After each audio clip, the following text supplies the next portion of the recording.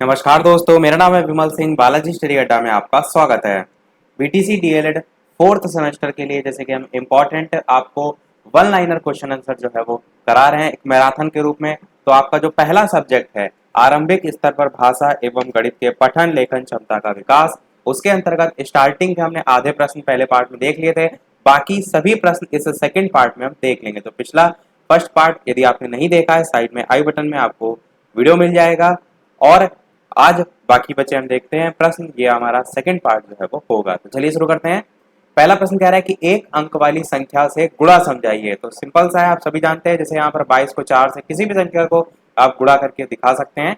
एक अंक वाली संख्या से गुणा लिखा है तो ये चीज ध्यान रखिएगा, जिससे आप गुणा कर रहे हैं वो आप एक अंक की संख्या लें। तो यहाँ पर इस प्रकार से गुणा करके दिखा देंगे। ये भी आप दिखा देंगे कि ये जो पहले वाला ये इकाई है, बाद वाला दहाई है, इसको आप गुणा करेंगे तो यहाँ पर ये मान जो है वो आ जाएगा। इसको यहाँ पर लिखा भी गया है थोड़ा सा और डिफाइन करके कि 8 दहाई बराबर 80 इकाई, 80 इकाई प्लस 8 इकाई। यहाँ से आपका दोनों सेक्शन अलग अलग है। 8 दहाई 80 इकाई के बराबर होता है और 80 इकाई प्लस 8 इकाई मिलकर आपका 88 इकाई। इसी को जो है इस प्रकार से लिखा गया है। आंसर तो आपका 88 आएगा, वो आप समझ सकते हैं। यहाँ पर एक चीज ये भी लिखा गया है कि एक अंक वाली जो संख्या है उसे गुणा बिना हासिल करके करना है। तो यहाँ पर जो गुणा करने के बाद आ रहा था जैसे 4 टू द 8, तो कोई हासिल ऊपर नहीं आना चाहिए, यानी कि संख्या आपको ऐसी छोटी ही माननी है। इस चीज का भी ध्यान रखिएगा।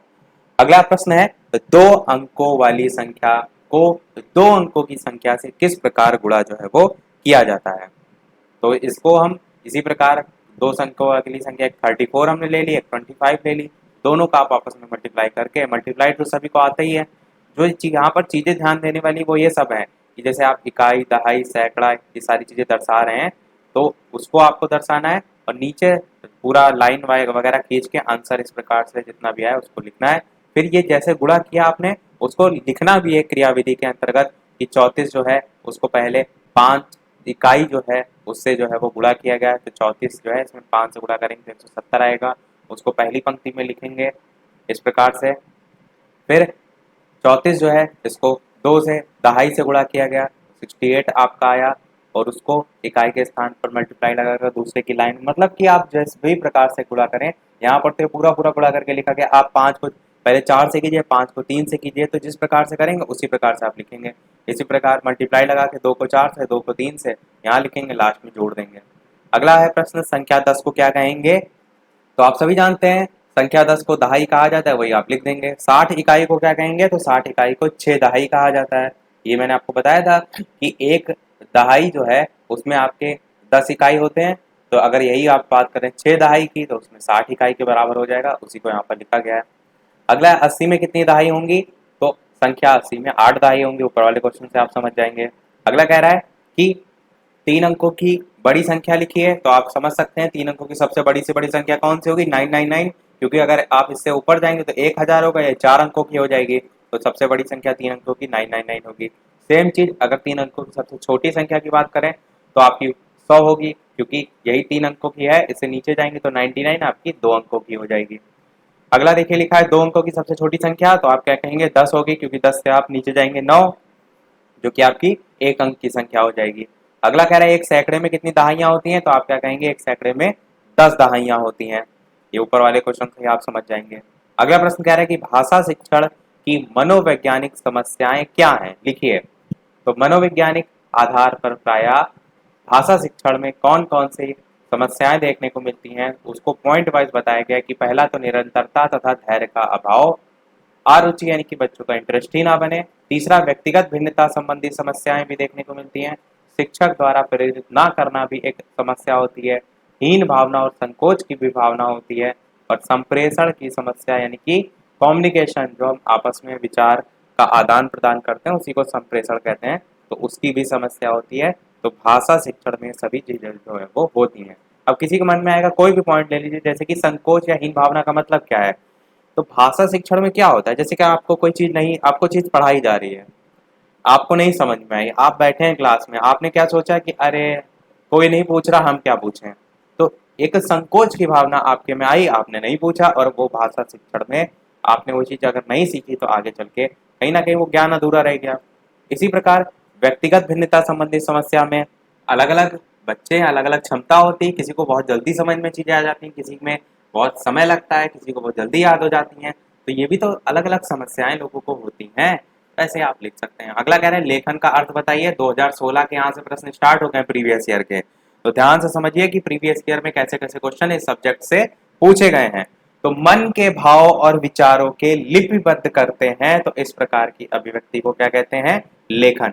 अब जैसे आपके मन में कुछ आ रहा है, तो जो भी आपके मन में आया, आपके मन के भाव हो गए, विचार हो गए, उनको आपने क्या किया? लिपिबद्ध प्रदान करके उसको जब लिखित आप रूप में लिख देते हैं तो वही आपका लेखन हो जाता है। 2016 में आया था।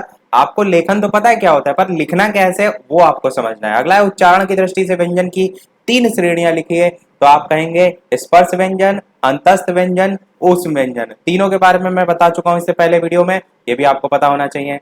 अगला कह रहा है कि अयोग वाक्य 3 प्रकार लिखिए। ये क्वेश्चन थोड़ा सा इंपॉर्टेंट है क्योंकि नॉर्मल चीजें आप सबको पता होती हैं, स्पर्श अंतस्थ, पर अनुस्वार अनुनासिक में कुछ लोग गलती कर देते हैं, तो ध्यान रखिएगा। अयोग वाक्य 3 प्रकार, अनुस्वार, अनुनासिक और विसर्ग। तीनों चीजें मैंने आपको बताई थी। एक होता है चंद्र बिंदु, एक होता है बिंदु, और तीसरा विसर्ग तो आप सभी जानते ही हैं।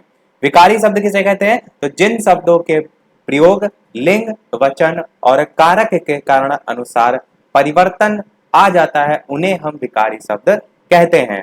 कहने का मतलब क्या है? जैसे कोई भी आप वर्ड ले लीजिए, क्रिया ले लीजिए, तो हम क्या कहते हैं? जैसे कि हमें अच्छा लगता है, जब कोई यही लिंग उसमें परिवर्तन किया जाए, कोई फीमेल हो, तब हम क्या कहेंगे? अच्छा लगता है की जगह लगती है। तो ये क्या हो रहा है? चेंज हो रहा है। तो जब परिवर्तन आपका आ जाता है तब हम उसे विकारी कहते हैं, जब परिवर्तन ना हो तब हम उसे अविकारी कहते हैं। तो सिंपल सी चीज है, ध्यान रखिएगा। 2016 में सभी प्रश्न चल रहे हैं आपके। अगला कह रहा है कि ह्रस्व के आधार पर हिंदी ध्वनियों के नाम लिखिए। तो मैंने आपको बताया था ह्रस्व स्वर, दीर्घ स्वर, प्लुत स्वर, 3 आधार पर डिवीजन किया गया है। तो आपका आ, ई, उ, री, ये 4 होते हैं ह्रस्व स्वर जो है इनकी संख्या। और दीर्घ में इसमें 1 मात्रा का समय लगता है, दीर्घ में 2 मात्रा का समय, प्लुत में उससे अधिक का।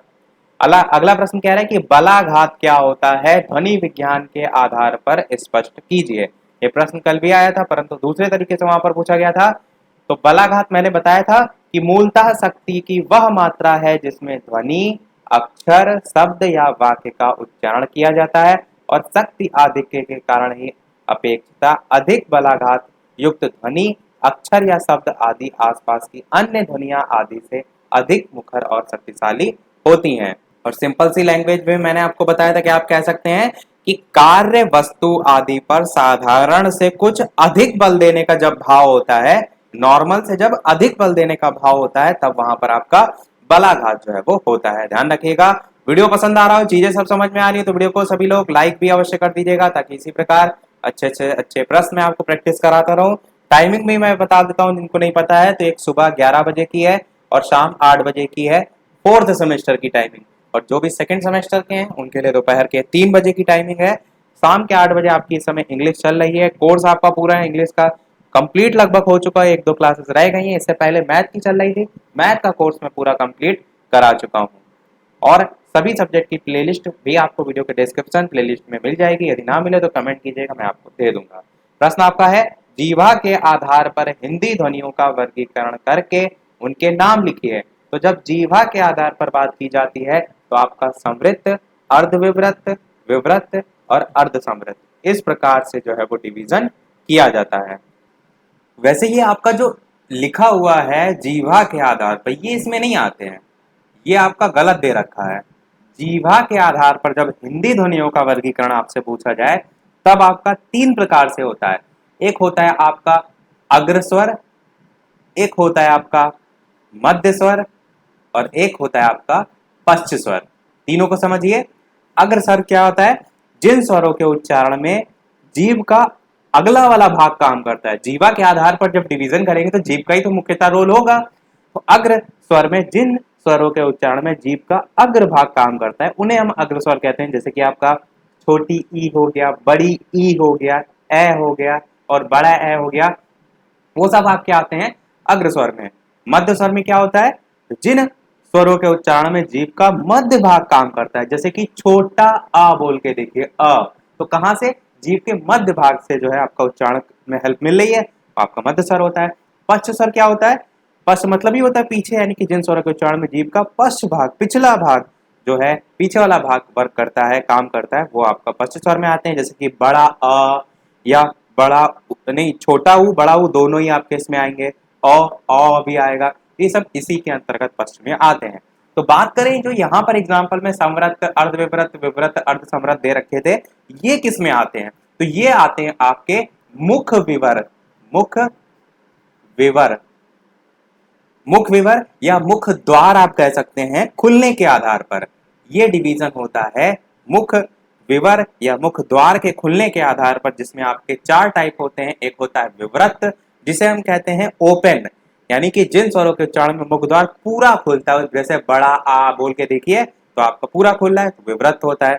फिर आपका आता है अर्धविवृत, विवृत से ही आप आएंगे अर्धविवृत पे, ऐसे सीरियल से याद रखेंगे, आसानी होगी, यानी कि हाफ ओपन, जिन स्वरों के उच्चारण में मुख द्वार आधा खुलता है, जैसे कि छोटा अ बोल के देखिए उसमें होगा। फिर तीसरे नंबर पे आपका आप रखेंगे अर्ध संवृत्त को, अर्ध संवृत्त मतलब हाफ क्लोज, जिन स्वरों के उच्चारण में मुख द्वार आधा बंद रहता है।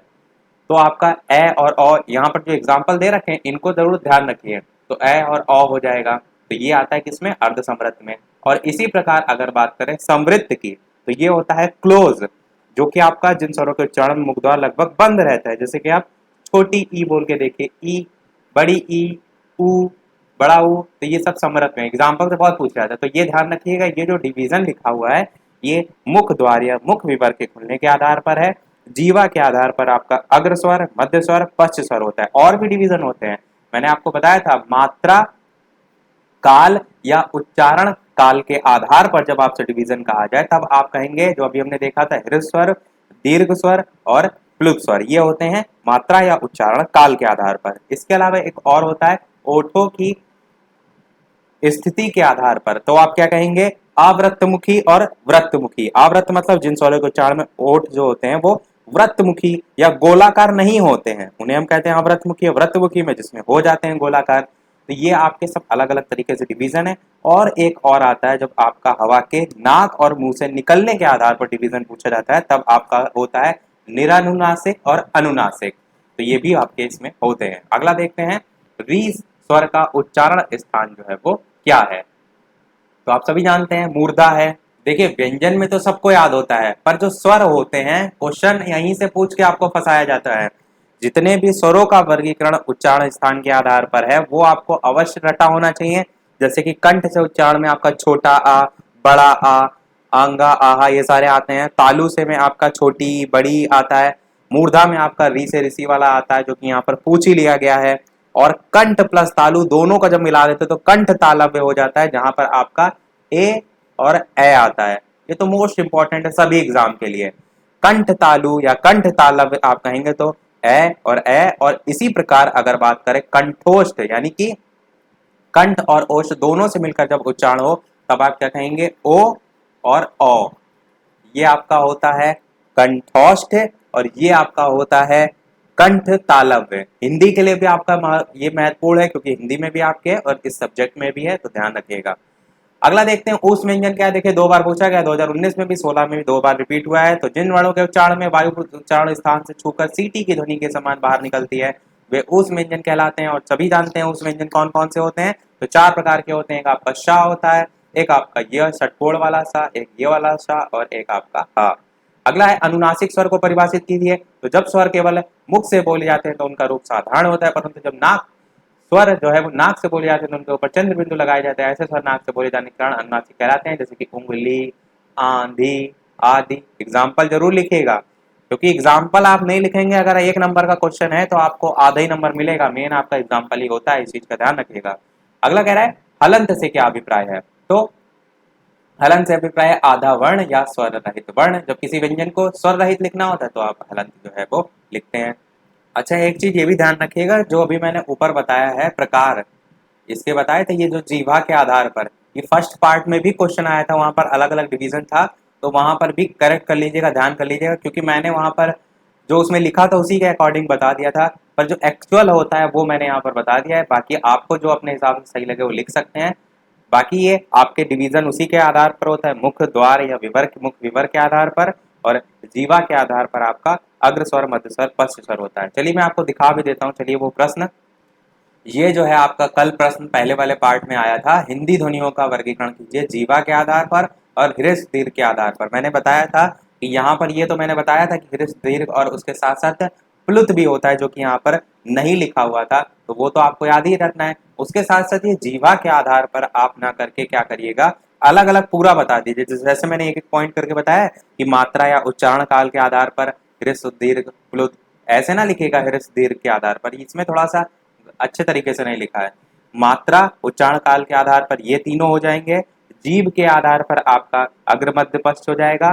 तीसरे नंबर पे आप लिखेंगे मुख द्वार या विवर के आधार पर, तो उसमें आप ये समृद्ध अर्धविवृत विवृत और संवृत लिखेंगे।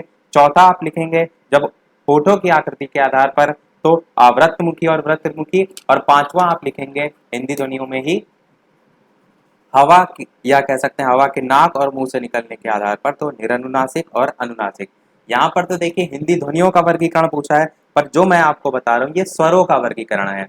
उसके बाद जब आप स्वर लिख लेंगे वर्गीकरण, ये सब स्वर के वर्गीकरण है, फिर आप व्यंजन लिखेंगे तो व्यंजन में भी वर्गीकरण आपका स्पर्श व्यंजन होते हैं, फिर घोषत के आधार पर अघोष सघोष होते हैं, फिर प्राणत्व के आधार पर आपका अल्प प्राण महाप्राण होते हैं। इस प्रकार पॉइंट डाल के फिर अंतस्थ व्यंजन आपके, फिर उस व्यंजन या संघर्षी व्यंजन, उत्क्षिप्त व्यंजन, इस प्रकार से आप हेडिंग हेडिंग भी लिख लेंगे तो ये कंप्लीट आपका हिंदी ध्वनियों का वर्गीकरण आप ऐसे कर सकते हैं। बाकी गलत ये नहीं है, इसके लिए मैंने पिछले वाले पार्ट में से करेक्ट नहीं किया था, क्योंकि यहाँ पर पूछा गया हिंदी ध्वनियों का वर्गीकरण, तो वर्गीकरण में आप इस आधार पर ध्वनियों के आधार पर तो वर्गीकरण कर सकते हैं, पर एक्चुअल स्वर और व्यंजन के आधार पर वर्गीकरण किया जाता है, इसलिए वो तरीका ज्यादा अच्छा होता है मेरे अकॉर्डिंग। बाकी आपको जो सही लगे आप वैसे कर सकते हैं, गलत ये भी नहीं है। ध्वनियों का वर्गीकरण है तो जीवा और इन्होंने हृस्व दीर्घ के आधार पर जो है वो कर दिया है।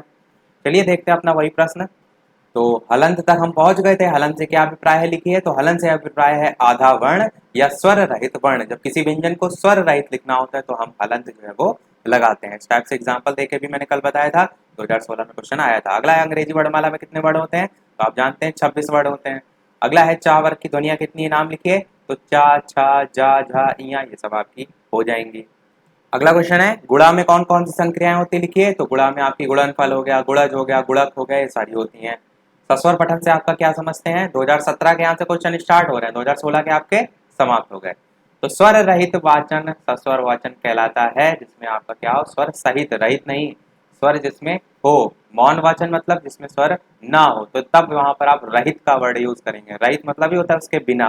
तो स्वर सहित वाचन सस्वर वाचन कहलाता है, अर्थात लिखी हुई विषय वस्तु को देखकर सस्वर पढ़ना सस्वर पठन है। इसके दो भेद होते हैं, एक आदर्श वचन वाचन और एक अनुकरण वाचन। शिक्षक द्वारा किया जाने वाला वाचन आदर्श वाचन कहलाता है, और अनुकरण वाचन छात्रों द्वारा किया जाता है, जो कि छात्र अध्यापक के अनुसार होता है। मोस्ट इंपॉर्टेंट क्वेश्चन है, इसको एकदम आप रट के रखिएगा, क्योंकि यहाँ से आपका एक ना एक प्रश्न हर साल पूछ ही लिया जाता है। अगला कह रहा है कि भाषा शिक्षण में उचित आरोह अवरोह जो है उसकी कठिनाई उत्पन्न होने के दो प्रमुख कारण बताइए। तो पहला है भाव को जो समझ कर नहीं पढ़ते हैं। आरोह अवरोह का मतलब क्या होता है, जैसे मैंने आपको बताया था कि कोई कविता आप पढ़ रहे हैं ऐसी जिसमें कोई वीर या वीर गाथा का के बारे में बताया गया है, या कोई शोक है या कोई उल्लास है, तो उसी के अकॉर्डिंग भी तो आप क्या करते हैं, अपनी आवाज को ऊपर नीचे करते हैं। जैसे मैं इस पर्टिकुलर सेंटेंस को पढ़ रहा हूँ कि भाव को समझ कर ना पढ़ना, तो इसमें अगर किसी पर मुझे जोर देना होता है, मैं थोड़ा सा उसको थोड़ा सा विराम लेकर उस पर थोड़ा सा जोर देता, वहां पर ठहरता, फिर आगे बढ़ता। तो यही मतलब हम अपनी आवाज में उतार चढ़ाव करते हैं। जैसे वीर खूब लड़ी मर्दानी वो तो झांसी वाली रानी थी, तो हमने क्या किया, थोड़ा सा उतार चढ़ाव किया, तो वही आरोह अवरोह जो है उसी को कहते हैं। अब इसकी कठिनाई ये होती है कि जो लोग समझ ही नहीं रहे क्या वो पढ़ रहे हैं, तो वो कैसे उतार चढ़ाव करेंगे। वो तो एक निबंध की तरह भाषा शिक्षण में उचित आरोह अवरोह की कठिनाई ऐसे पढ़ रहे हैं, तो वो कैसे उतार चढ़ाव करेंगे। तो वही मतलब है भाव को समझकर ना पढ़ना। दूसरा है धारा प्रभाव का अभाव। धारा प्रवाह का अभाव मतलब क्या होता है, जैसे कुछ लोग ज्यादा ही ठहर रहे हैं, एक जो सीक्वेंस बना है उसके अकॉर्डिंग नहीं पढ़ रहे हैं, वो सारी चीजें। मूल भाव के विपरीत पठन, कि वहां पर एक्चुअल क्या अर्थ निकल रहा है, क्या भाव है, उसके अपोजिट आप उस हिसाब से पढ़ रहे हैं। शीघ्रता से बहुत पढ़ रहे हैं, ये भी तो होता है, जब आप जल्दी जल्दी जल्दी पढ़ेंगे तो आप उसमें जो भाव है उसको नहीं ग्रहण कर पाएंगे। तो 2017 में क्वेश्चन आया था, आप लिख ले जाएंगे। अगला क्या है, पढ़ते समय ध्यान रखने वाली दो बातें बताइए। तो सबसे पहला क्या है, यहाँ पर तीन बातें लिखी हैं। पढ़ते समय प्रभावों उत्पादक शब्दों पर विशेष बल देकर बोलना चाहिए, ताकि जो सुनने वाला है, श्रोता है, उसके पठन की ओर आकर्षित हो सके। फिर प्रत्येक शब्द पर बल देना जरूरी है। ऐसा करने पर पठन पूर्णतः सफल होगा। और जहां रुकने की आवश्यकता हो वहां आवश्यक आपको रुकना चाहिए। जैसे मैं यहाँ ये चीज पढ़ रहा हूँ तो क्या कर रहा हूँ, मैं यहाँ पर जहाँ रुकने की आवश्यकता हो मतलब थोड़ा सा जहाँ पर जोर देने की आवश्यकता है वहाँ जोर दे रहे हैं, जहाँ पर अवश्य रुकना चाहिए वहाँ रुक रहा हूँ, तथा शब्दों को अलग अलग करके उचित बल तथा विराम के साथ पढ़ना चाहिए। अब जहाँ रुकना है हल्का वहाँ रुकेंगे, ऐसे थोड़ा नहीं अवश्य रुकना चाहिए तो ऐसे थोड़ा नहीं पढ़ना शुरू स्टार्ट कर देंगे। तीसरे में आप क्या लिख सकते हैं कि पढ़ते समय या पठन करते समय शब्दों का शुद्ध उच्चारण करना चाहिए और स्वर, गति, लय तथा प्रवाह का पूरा ध्यान रखना चाहिए। अगला 2017 में क्वेश्चन आया था कि असुंदर या खराब लेखन के दो कारण लिखिए। तो आप क्या लिख सकते हैं, सबसे पहले तो बालक के बैठने का ढंग उचित ना हो। अब कुछ लोग होते नहीं है लिखते लिखते क्या होते हैं उसी में लेट जाते हैं, तो वैसे अगर आप लिखेंगे तो जाहिर सी बात है आपका खराब लेखन होगा। दूसरा क्या है, लिखने की कॉपी और आंखों की दूरी उचित ना हो। उचित होना ना हो का मतलब कि नहीं होती है, तो ये कारण में आता है कि खराब जो है वो लेखन होता है। मतलब एक जो मिनिमम डिस्टेंस होती है बताई जाती है 25 सेंटीमीटर तक वो होनी चाहिए, जिससे क्या हो एक सही तरीके से आप लिख सकें। फिर कलम पकड़ने का ढंग ठीक ना हो। कुछ लोग क्या करते हैं जैसे चाकू नहीं पकड़ते हैं किसी के भोके दे रहे हैं तो वैसे पकड़ते हैं कलम, तो वो एक भी रीजन होता है कि आप सही तरीके से कलम पकड़ें। फिर क्या है, विराम चिन्हों का उचित प्रयोग ना किया हो। अब कहीं क्वेश्चन मार्क लगाना हो, यहाँ पर आप कलम पकड़ने का ठीक ढंग ना हो, यहाँ क्वेश्चन मार्क लगा दें तो क्या कोई प्रश्न थोड़ा नहीं यहाँ पूछा जा रहा है, तो वो भी तो जरूरी है खराब लेखन के कारण में। तो ये सब आप पॉइंट लिख सकते हैं। ऐसे ही याद रखिए थोड़ा सा जोड़ के अपनी डेली लाइफ से, इससे क्या होगा जब आप पेपर में लिखेंगे तो आपके दिमाग में आ जाएगा। ऐसे आप सोचते रहेंगे क्या लिखें क्या लिखें। अगला कह रहा है पठन कितने प्रकार के होते हैं, तो मुद्रा भाव पठन, दृश्य पठन, अभिनय पठन, चित्र पठन, ये सब पठन के प्रकार इसमें हो जाएंगे। अगला कह रहा है शब्द किसे कहते हैं, तो निश्चित अर्थ को अभिव्यक्त करने वाले वर्णों के समूह को शब्द कहते हैं, जैसे मोहन पुस्तक विद्यालय। अगला कह रहा है श्रुत लेख क्या है, तो सुनकर लिखे हुए लेख को श्रुत लेख, श्रुत मतलब सुनना, लेख मतलब लिखना। अध्यापक या कोई छात्र बोलता है और अन्य छात्र से लिखते हैं तो सीखता, सुंदरता और शुद्धता के साथ लिखा लेख ही वास्तव में श्रुत लेख होता है। अगला है स्पर्श व्यंजन का क्या आशय होता है, तो जिन व्यंजनों के उच्चारण में मुख द्वार को बंद करके इस प्रकार बोलते हैं कि हवा उच्चारण स्थान जो है उसको स्पर्श मात्र करती है, उसे हम स्पर्श व्यंजन कहते हैं। जैसे कि आपका का, खा, गा, घा, टा, ढा, ये सब आपके हो जाएंगे। अगला है संकर शब्दों को उदाहरण सहित लिखिए। मोस्ट इंपॉर्टेंट क्वेश्चन है कि ये शब्द दो भाषाओं के शब्दों के जो हैं उनको मिलाकर जो है वो बनाए जाते हैं, इन्हें संकर शब्द कहते हैं। ये शंकर यहाँ गलत लिखा है, ये वाला आपका सही है, ये आपका गलत है। तो जैसे रेल प्लस गाड़ी तो रेलगाड़ी है, नेक प्लस चलन नेक चलन है, वर्ष प्लस गाठ वर्ष गाठ है। अब जैसे आप रेलगाड़ी में देख रहे हैं तो रेलगाड़ी में जो रेल है वो कैसा शब्द है, वो आपका इंग्लिश का शब्द है, अंग्रेजी भाषा का है। गाड़ी किसका है, हिंदी भाषा का है। तो दो भाषाओं से मिलकर बन रहा है आपका रेलगाड़ी। आप कहेंगे बिल्कुल। नेक चलन में देखिए तो नेक आपका फारसी भाषा का शब्द है और चलन आपका हिंदी भाषा का शब्द है, इससे मिलकर नेक चलन बन रहा है। आप कहेंगे बिल्कुल। वर्षगांठ को देखिए तो वर्ष आपका संस्कृत भाषा का शब्द है, गांठ आपका हिंदी भाषा का शब्द है, तो उससे वर्षगांठ बन रहा है। ऐसे आपका उड़न तस्तरी होता है जिसमें उड़न आपका हिंदी का होता है, तस्तरी आपका फारसी भाषा का शब्द होता है। अगला प्रश्न देखते हैं, विलोम शब्द किसे कहते हैं, तो जो शब्द परस्पर विपरीत अर्थ प्रकट करते हैं उन्हें विलोम शब्द कहते हैं, जैसे कि धनी, निर्धन, प्रकाश, अंधकार, ये आपके हो जाएंगे। अगला कह रहा है कि शून्य को किसी संख्या से भाग देने पर भागफल क्या आता है, तो गणित में जब शून्य को किसी संख्या से भाग करते हैं तो इस शून्य से भजन कहते हैं। और इस भाजन में यहाँ पर भजन लिख दिया गया, भाजन होगा आपका, भाजन कहते हैं। इस भाजन में भाजक शून्य होता है, सामान्यतः गणित में भाजन अर्थहीन होता है, अर्थात शून्य से भाजक अपरिभाषित होता है।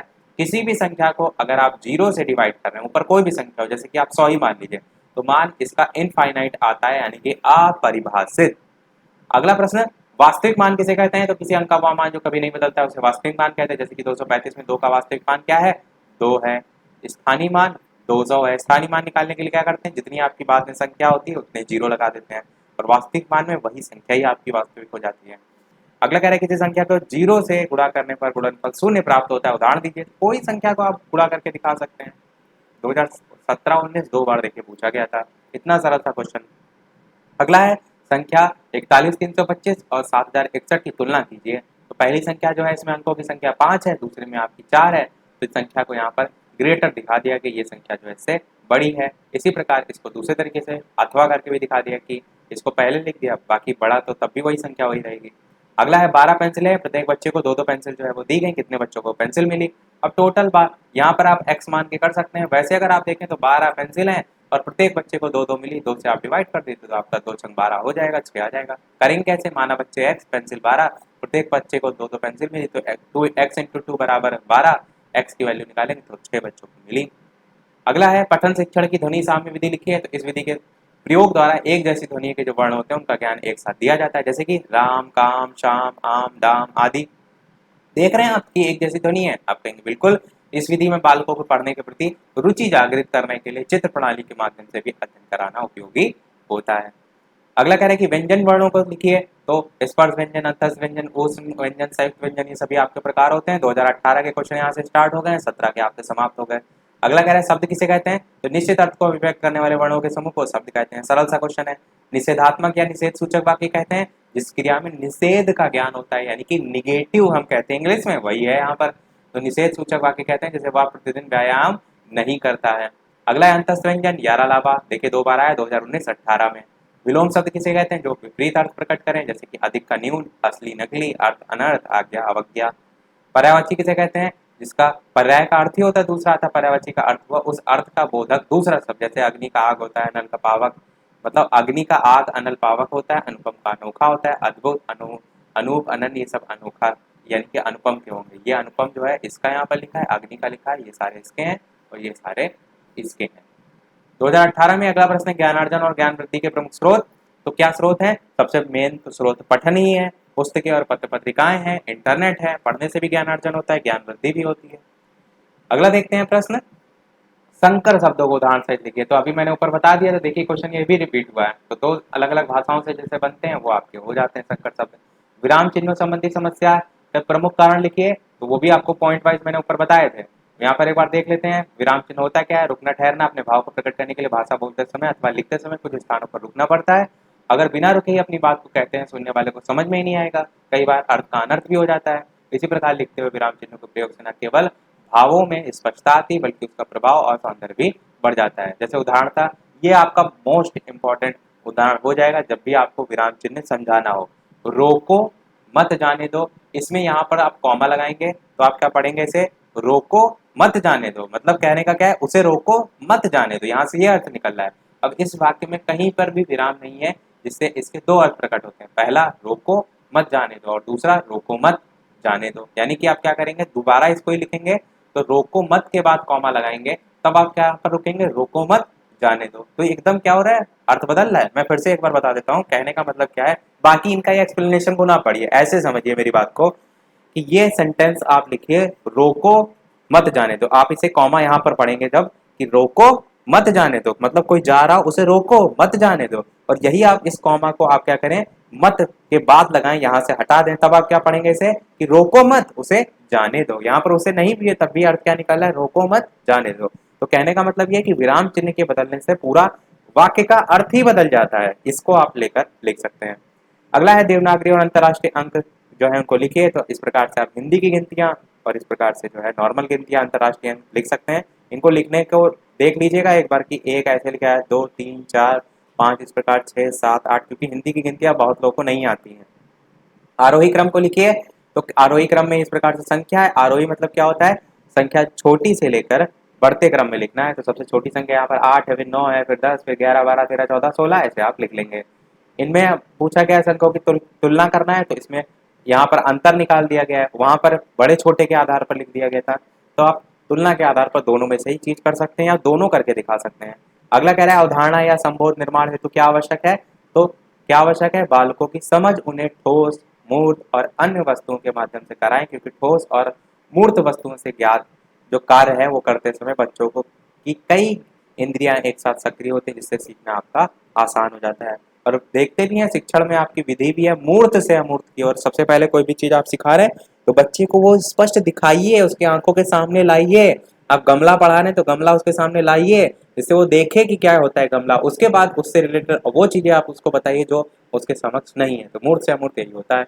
अगला है 15 अमरूद है, प्रत्येक बच्चे को 3 3 अमरूद दिए गए, तो कितने बच्चों को अमरूद मिले, 15 से आप 3 डिवाइड कर देंगे तो 5 या 15 यानी 5 बच्चों को अमरूद मिले। वो एक्स मान के वैसे भी कर सकते हैं जैसे ऊपर अभी हमने देखा था। अगला है पठन में रुचि का विकास करने के लिए कोई 2 विधि बताइए। तो अक्षर बोध, यहाँ पर 5 विधि लिखी हुई है, इनको याद कर लीजिएगा। अक्षर बोध विधि, कविता विधि, कहानी विधि, ध्वनि साम्य विधि, वर्णोच्चारण विधि, ये सब क्या है, बच्चे में पढ़ने के प्रति इंटरेस्ट कैसे आप पैदा करेंगे उसकी विधि है। अगला है लेखन के लिए 2 दोष लिखिए। तो क्या है, अनुस्वार और अनुनासिक कहीं चंद्रबिंदी की जगह बिंदी लगा देते हैं, कहीं बिंदी की जगह चंद्रबिंदी। मात्रा संबंधी अशुद्धि वर्णों का लोग कहीं छोटा ऊ कहीं बड़ा ऊ या वर्ण जो है उसको हटा देते हैं, वहां पर लोप मतलब वहां पर लिखते ही नहीं है।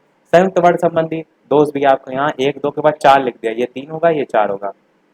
और ऐसे सिरोरेखा का शुद्ध प्रयोग, ऊपर जैसे नहीं जो लाइन खींचते हैं कहीं तिरछी हो जाती है, कुछ लोग लाइन खींचते ही नहीं है, तो ये सब आप लिख सकते हैं। अगला है स्वर किसे कहते हैं, तो स्वर उन ध्वनियों को कहते हैं जो मुख में किसी प्रकार अवरुद्ध हुए बिना उच्चारित होती है, स्वर कहलाती है। किन्हीं चार दीर्घ स्वरों को लिखिए, तो बड़ा, बड़ी, बड़ाऊ, ओ ये सब आपके हो जाएंगे। तो कोई चार लिखने हैं तो आप इनमें से कोई भी लिख सकते हैं। अगला कह रहा है संक्षेप सूचक अथवा लाघव चिन्ह का प्रयोग कहाँ किया जाता है, तो ये आपका क्या है, ये आपका विराम चिन्ह है। देखिए विराम चिन्ह जो है आपके, अगर बात करें पुस्तक के अनुसार, तो श्री कामता प्रसाद जी ने जो है आपके विराम चिन्ह जो है टोटल 20 बताए थे। वो 20 कौन कौन से होते हैं, जैसे अल्प विराम, अर्ध विराम, पूर्ण विराम, प्रश्न चिन्ह, आश्चर्य चिन्ह जिसे हम इसमें आदि चिन्ह कहते हैं, निर्देशक चिन्ह, कोष्ठक, अवतरण चिन्ह, उपविराम, विवरण चिन्ह, पुनरुक्ति सूचक चिन्ह, लाघव चिन्ह, लोप चिन्ह, और एक छोटा डैश होता है उसे पाद चिन्ह कहते हैं, दीर्घ उच्चारण चिन्ह, और पाद बिंदु होता है जिसमें आप इस प्रकार से लिखते हैं, और हंस पद होता है कोई चीज छूट जाती है ऊपर इस प्रकार से लिखते हैं, टीका चिन्ह होता है जहां पर आप प्लस प्लस करके लिखते हैं, तुल्यता चिन्ह के तौर पर बराबर का चिन्ह लगाते हैं, समाप्ति सूचक आपका लास्ट में इस प्रकार से लिखते हैं। ये आपको सभी पता होने चाहिए। इसमें से संक्षेप सूचक या लाघव चिन्ह पूछा गया है, तो लाघव चिन्ह आपका क्या हो जाएगा, संक्षेप सूचक अथवा लाघव चिन्ह का प्रयोग शब्दों के संक्षिप्त रूप लिखने के लिए होता है। जैसे कि आप कृपया पृष्ठ उलटिए को क्रा करके छोटा सा गोला बना देते हैं, वही प्रा करके छोटा सा गोला, ऊ करके छोटा सा गोला, तो उसी को हम कहते हैं लाघव चिन्ह। जैसे डॉक्टर में आप देखते हैं, डॉक्टर को डॉक्टर पूरा नहीं लिखते, इस प्रकार से गोला बना देते हैं। अगला है अचल तथा अचला का अर्थ स्पष्ट करते हुए दोनों में अंतर बताइए। तो अचल का अर्थ होता है स्थिर, अचला का अर्थ होता है पृथ्वी। इस टाइप से भी क्वेश्चन पूछे जाते हैं। अगला है वर्ण तथा शब्द में एक अंतर।